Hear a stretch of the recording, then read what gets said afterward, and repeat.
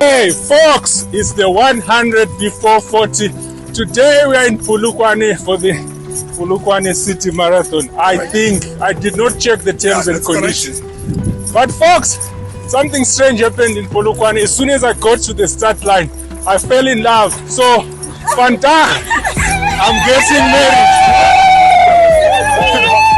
Fanta, I'm saying my I do's. I do ngiyavuma. That's just jokes, folks. I met up with BK.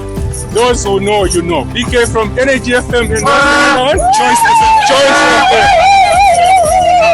FM. He is driving the sub 3-hour bus for the half marathon with lovely ladies on board.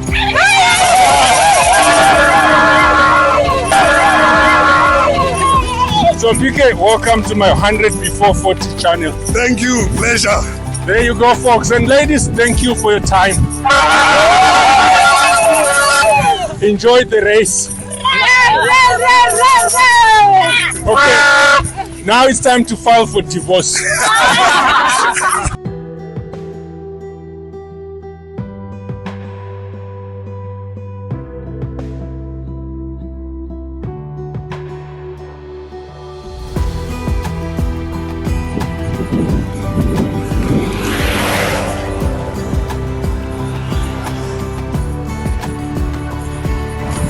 Alright folks, I'm running naked today and I don't know where we are in terms of the distance. I don't know what my pace is, but I've just caught up with the 450 bus. It's driven by Lucas. So I'm going to stick with them.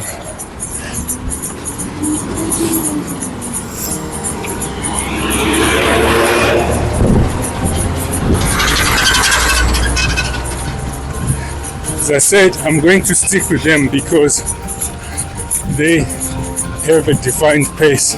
I don't want to just keep running, not knowing what's going on. And in case YouTube blocks us, running naked in running circles means running without a watch, running without a GPS tracker, not knowing what your pace or speed is. So there you go, folks, before YouTube gets excited and flags us for inappropriate content.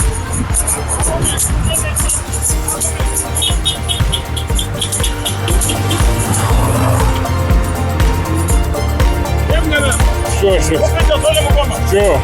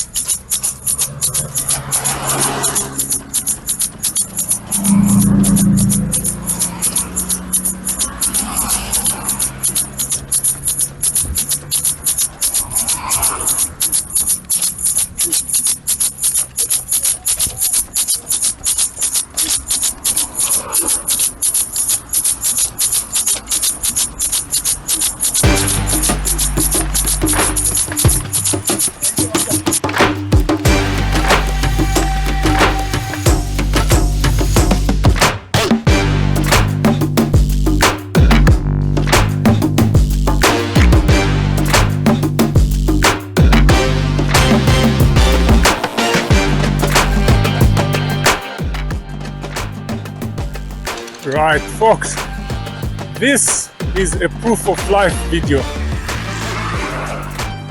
The going is a bit tough now. We are at 32k, and as you know, the marathon starts right there, at least for me. So I thought I should give you a proof of life video. I'm still here, and the 450 bus is not far ahead of me. I will catch up with them just now.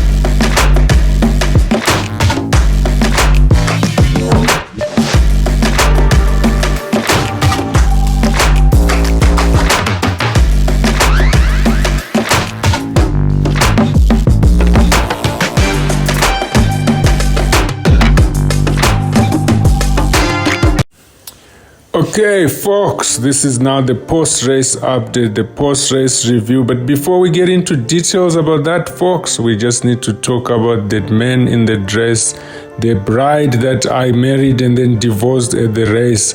We catch up with BK Matewe, or BK.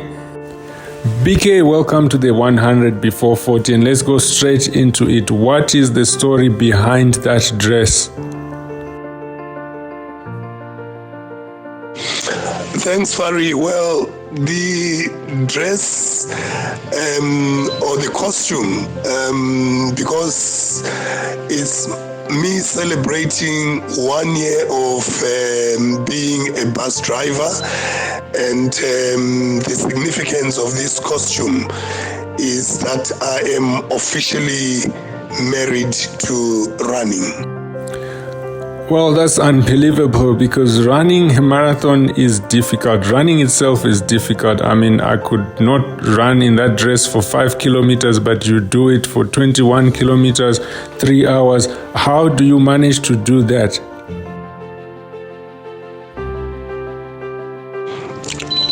I suppose it's because we do it for the fun part of it. Our pace is not the pace that targets a podium finish, so it's always nice and easy, and it becomes relatively easy to run in whatever costume I find myself in, because of the pace that I run with. So I suppose it has to do with the pace and also getting used to it. I've run in a whole lot of other costumes, in a Spider-Man costume, in a Superman costume. So it has to do more with the pace, and you're able to pace yourself nicely without putting yourself under a lot of pressure. I guess that's the trick behind it. Like I said, folks, I find it unbelievable and really, really remarkable that one could run in those different costumes and still finish the race, when some of us just battle with just finishing the race with our shirt and shoes and shorts. So keep up doing the good work, BK, and hopefully we'll see you on the road with some other much more beautiful, well-decorated costumes. No, thanks for the kind words, Farid. No, man, we're just trying to bring an element of fun to running, because quite often runners seem to be more business-like people who get to the start line. They are focused on, I'm going to do a sub, what, I'm going to do this pace. They run the finish, cross the finish line, pack their bags, get their talk bag out. That's it.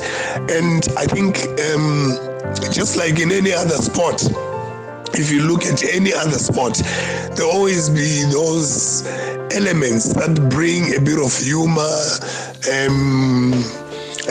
What's this guy?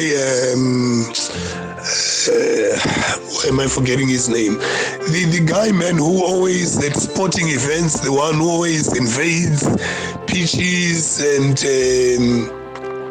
the last time in the World Cup, he tried to grab the World Cup. At tennis tournaments, he does the same thing. At Formula One Grand Prix, he does the same thing. So there must always be this element of fun, something that just breaks the seriousness of the sport, and we all get to laugh and chuckle a little bit, because I suppose not everyone runs with a target of finishing on the podium. Others just do it for the fun of it, socialization, others just to stay fit, otherwise others to de-stress. So I suppose somebody's got to bring in that fun element to running, and I suppose I'm just trying to cover that gap, as it were. Okay, folks, there you have it. You've heard the story behind the dress. In fact, you found that there's much more. BK has been running in these fancy costumes, and I hope he continues to do so. Thank you very much, BK. Folks, that was BK Matewe from Choice FM and Energy FM. Okay, folks, let's talk about the race itself. Let's start with the course. I mean, I thought the course was not bad. It was well balanced. It had some hills and it had some uphills and some downhills. And the fact that it was a single lapper just made it a brilliant race to run. It also took you through different parts of the town, which was also impressive.